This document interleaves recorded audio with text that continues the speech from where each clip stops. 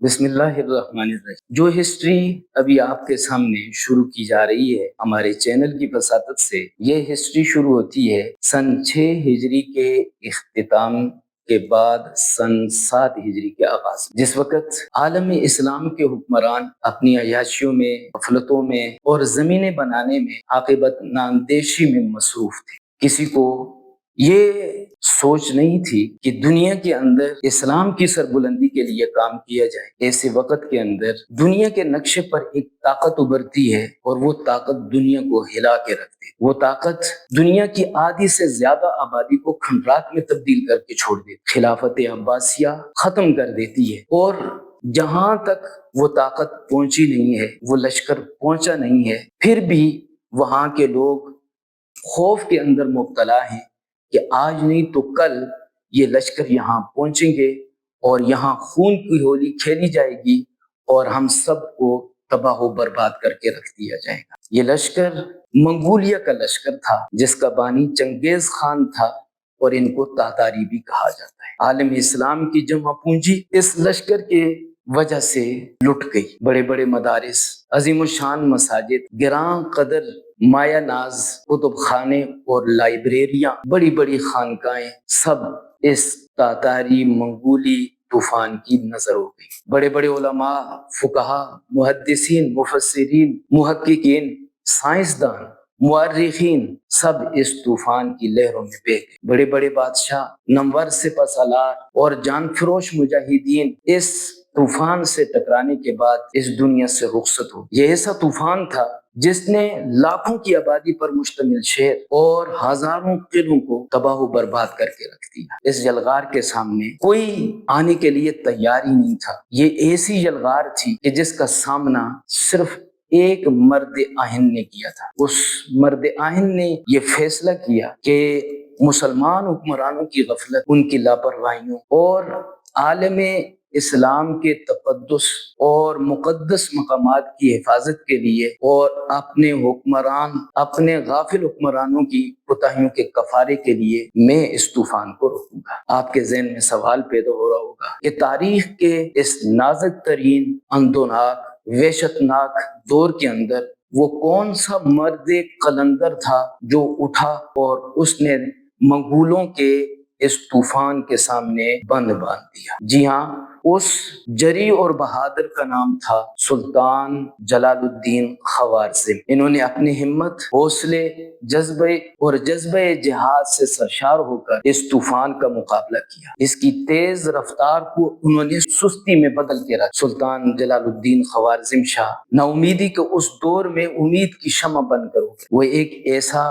بے مثال اور لازوال کردار ہے کہ آج اتنی صدیاں گزر جانے کے بعد اس کردار کا ہمارے چینل کی وساطت سے آپ کے سامنے تذکرہ ہو رہا ہے۔ اب سوال یہ ہے کہ سلطان جلال الدین خوارزم نے منگولوں کے ساتھ جنگیں لڑی ہیں تو تاریخ کے اندر ان کو وہ مقام کیوں نہیں ملا جس کے وہ مستحق تھے؟ حالانکہ ان کے مد مقابل چنگیز خان تھا، جس کو مورخین نے آسمان شہرت کی بلندیوں تک پہنچا۔ سوال تو بہت بہترین ہے، جواب اس کا یہ ہے کہ اس کی وجہ یہ تھی کہ سلطان کے ساتھیوں میں مورخین کی تعداد کمیاب تھی، بلکہ تھی ہی نہیں۔ اس لیے کہ جس وقت خوارزم پر تاتاریوں نے حملہ کیا تو بہت سے مورخین گرفتار ہو گئے اور انہوں نے گرفتاری کی حالت میں ہی اپنی جان اللہ کے سپرد کر۔ بہت سے تاتاریوں کے حملے میں شہید ہو گئے، اور کچھ ایسے مورخین تھے کہ جو ہجرت کر کے دوسرے شہروں میں یا ممالک میں چلے گئے اور وہاں گمنامی کی زندگی گزار کر دنیا سے رخصت ہو گئے۔ سلطان کے ہم اثر اور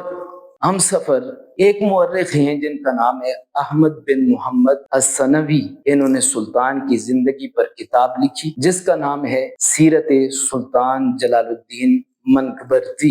ایک جلد کی یہ تصنیف ہے۔ اس تصنیف کو انہوں نے اس پرآشوب دور کے اندر مرتب کر کے لکھ کے امت پر بہت بڑا احسان کیا، کیونکہ اگر احمد بن ثنوی سیرت سلطان جلال الدین نہ لکھتے تو پھر سلطان کی زندگی پر کام کرنا اور ان کی تاریخ کو مرتب کرنا بہت ہی مشکل ہو جاتا۔ تو سلطان کے زمانے میں سلطان کے جاننے والوں میں سے، سلطان کے شب و روز دیکھنے والوں میں سے واحد یہ مورخ ہیں جنہوں نے ایک جلد کے اندر سلطان کی تاریخ لکھی ہے، لیکن وہ اس جلد کے اندر سلطان کی غیر معمولی شخصیت کا احاطہ نہیں کر سکے، چونکہ آپ کے ساتھ رہنے والے، آپ کو دیکھنے والے مورخین یا تو شہید ہو گئے یا گرفتار ہو گئے یا ہجرت کر کے دوسری جگہوں پہ چلے گئے، اس لیے ان کی تاریخ مرتب نہ ہو سکی، جس کی وجہ سے تاریخ کے اندر ان کا نام اس شان کے ساتھ نہیں ملتا جس شان کے یہ مستحق۔ دوسری وجہ یہ تھی کہ سلطان چونکہ خوارزم کے حکمران تھے اور دیگر جو لوگ تھے سلطان کے ساتھ نسلی اور وطنی تعصب رکھتے تھے، یہی وجہ ہے کہ انہوں نے اپنے لوگوں کو تو بڑھا چڑھا کے پیش کیا، لیکن سلطان کے کارناموں پر انہوں نے اپنی قلم سے کچھ خاص تحریر نہیں کیا۔ اس کی زندہ مثال یہ ہے کہ بر صغیر کے ایک بڑے حصے پر سلطان جلال الدین خوارزم نے حکومت کی ہے، جہلم سے لے کے سندھ تک سلطان جلال الدین خوارزم حکمران تھے، لیکن آپ بر صغیر کی تاریخ کو دیکھیں، بڑی بڑی تاریخ کی کتابوں کے اندر سلطان جلال الدین خوارزم کے بارے میں 3-4 سطروں کے علاوہ آپ کو کچھ بھی نہیں ملے گا۔ یہ نسلی اور وطنی تعصب تھا جس کی بنا پر سلطان جلال الدین خوارزم کی تاریخ کو مجروح اور نظر انداز کر کے رکھ۔ تیسری وجہ یہ ہے کہ جتنے بھی مورخین اس وقت لکھ سکتے تھے یا لکھ رہے تھے، ان میں سے زیادہ تر مورخین تاتاریوں کے، منگولوں کے زیر اثر ان کی حکومتوں میں رہتے تھے۔ اب انہوں نے تاریخ کو جب مرتب کرنا شروع کیا تو انہوں نے اس انداز سے سلطان کی تاریخ لکھی کہ تاریخ بھی آگے پہنچ جائے لیکن انداز ایسا ہو کہ حکومت کی نظر میں ہمیں باغی نہ شمار کیا جائے اور ہمیں حکومت کا مخالف نہ شمار کیا۔ چنانچہ تاتاریوں کے ہی دور میں انہی کی حکومت کے ایک ملازم جن کا نام تھا عطا ملک جبینی، انہوں نے ایک کتاب لکھی جس کا نام تھا جہاں کشا۔ جہاں کشا کا معنی ہے دنیا کو فتح کرنے والا، دنیا کا فاتح، مراد اس سے چنگیز خان۔ اب لکھی انہوں نے چنگیز خان کے عنوان سے، لیکن چنگیز خان کی تاریخ کے ضمن میں سلطان جلال الدین خوارزم کی تاریخ بھی آ گئی۔ ظاہر ہے لکھی تو اس لیے ہی تھی کہ جلال الدین خوارزم کی تاریخ بھی آنے والی نسلوں تک پہنچ جائے اور وہ واقف ہو جائیں، لیکن اس کے اندر انداز ایسا رکھا کہ تاکہ حکومت کی نظر میں وہ حکومت مخالف نہ تصور کیے جائے۔ لہٰذا اگر ان کی کتاب کے اندر یا تاتاری دور کے اندر رہنے والے مورخین کی کتابوں کے اندر سلطان جلال الدین خوارزم کے خلاف کچھ باتیں ہوں تو وہ لکھنے والوں کی مجبوری تھی۔ چوتھی وجہ یہ ہے کہ سلطان جلال الدین خوارزم کی کوئی نرینہ اولاد نہیں تھی۔ جب آپ دنیا سے رخصت ہو گئے تو آپ کا کوئی ایسا جانشین نہیں تھا کہ جو آپ کی تاریخ کو مرتب کرواتا، اور جو آپ کے ساتھ مل کر لڑنے والے سرفروش مجاہدین تھے وہ بھی آپ کی وفات کے بعد بکھر گئے، اور آپ کے جو عقیدت مند تھے وہ بھی جلد یا بدیر آپ کو بھول گئے۔ اس وجہ سے آپ کی تاریخ صحیح طریقے سے مرتب نہ ہو سکی۔ پانچویں وجہ یہ تھی کہ عراق، شام، مصر، ان سارے ایریاز کے اندر لکھنے والے مورخین تو موجود تھے، لیکن سلطان کے خلاف منگولوں کے پروپیگنڈے نے ان لکھنے والوں کو بھی پروپیگنڈے کا شکار کر دیا۔ چنانچہ جب انہوں نے سلطان کی تاریخ کو لکھا تو اس پروپیگنڈے کے زیر اثر سلطان کے خلاف تاریخ کے اندر وہ اپنی کتابوں میں بہت کچھ غلط لکھ کے، ان کی بھی مجبوری تھی کہ صحیح حالات تک وہ پہنچ نہیں سکتے تھے، اور جو پروپیگنڈے کے ذریعے ان تک پہنچا انہوں نے کتابوں کے اندر اس کو مرتب کر۔ یہ 5 وجوہات تھی جن کی بنا پر سلطان جلال الدین کو تاریخ کے اندر وہ مقام نہ مل سکا کہ جو مقام دوسرے لوگوں کو مل سکا۔ اب تاریخ کے طلباء کو یہ غلط فہمی ہوتی ہے، وہ سمجھتے ہیں کہ جس وقت چنگیز خان نے دنیا کو فتح کرنے کا ارادہ کیا اور منگولوں کو لے کے جب وہ نکلا 616 ہجری میں، تو اس وقت سے لے کر 658 ہجری تک، یعنی کہ جالوت کے مارکے تک کوئی بھی ایسا بندہ نہیں آیا کہ جس نے تاتاریوں کو روکا ہو اور ان کا مقابلہ کیا ہو۔ وجہ یہ ہے کہ اس دور کے اندر سلطان جلال الدین کی تاریخ کو چند ایک لوگوں نے لکھا تھا، لیکن ان کی کتابیں زیادہ مشہور نہیں ہوئی. جو 50 سال بعد تاریخ لکھی گئی وہ تاریخ کی کتابیں لوگوں میں مشہور ہو گئیں. اب لوگوں نے وہی مشہور تاریخ پڑھنا شروع کی اور اس تاریخ کی طرف لوگوں کی نگاہ ہی نہیں کی کہ جو تاریخ سلطان جلال الدین کے کردار کو اور کارناموں کو بیان. چنانچہ ہم اپنے اس چینل کی وساطت سے سلطان جلال الدین خوارزم کے کارناموں کو تفصیل کے ساتھ اور مدلل انداز میں آپ لوگوں کے سامنے رکھیں. سلطان جلال الدین خوارزم کی جدوجہد ایسے وقت میں تھی جس وقت چنگیزیوں کی ابتدا تھی اور چنگیزی یعنی کہ منگولوں کے جو بانی تھے چنگیز خان زندہ تھے اور اس وقت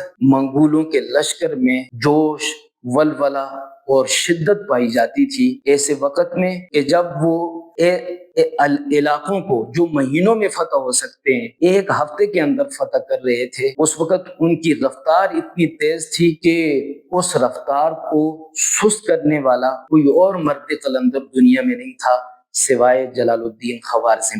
یہ بات درست ہے اپنی جگہ پر کہ جالوت کا مارکا ہو یا اس کے بعد کے مارکے ہوں، مسلمان حکمرانوں نے منگولوں کا مقابلہ کیا ہے اور وہ اس پر داد تحسین کے لائق ہیں. امت کو چاہیے کہ وہ ان کو داد دے کہ انہوں نے منگولوں کا مقابلہ بھی کیا اور فتوحات بھی حاصل. سلطان جلال الدین خوارزم منگولوں کو روکتے رہے، ان کی رفتار کو انہوں نے سست کیا اور انہوں نے منگولوں کو اپنے ساتھ مصروف رکھا. اور وہ جو خواب تھا کہ ہم دنیا کے فاتح بن جائیں گے، چنگیز خان اس خواب کو اپنی آنکھوں میں لے کے ہی اس دنیا سے رخصت ہو گیا اور وہ اس خواب کو پورا نہ کر سکا. ایک واحد جلال الدین خوارزم تھا کہ جو چنگیز خان کی زندگی میں اس کے مقابلے میں آ کر آہنی دیوار بنا رہا، ایک ایسی مضبوط چٹان بنا رہا کہ جس کو چنگیز خان اپنے لشکر کے سمیت بھی نہ توڑ سکا. لہٰذا شدت کے اس دور کے اندر،